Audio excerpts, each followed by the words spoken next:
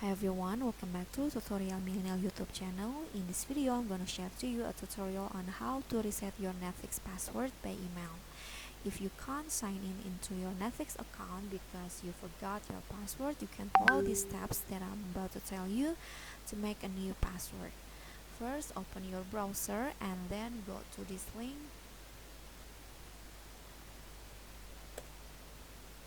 And you'll be directed to the login help of the Netflix, and here you can see there are two ways that you can reset your password: by email and then by text message. I'm gonna choose by email.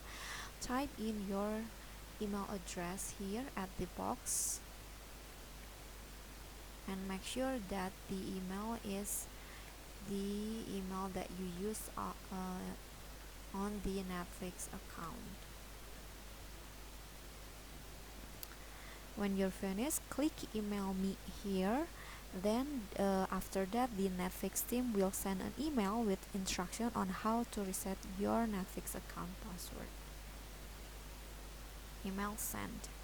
Okay, so after that, check your email and open the incoming email from Netflix and follow the instruction of the email. Okay, so there you have it. That is how you can reset your forgotten Netflix password by email.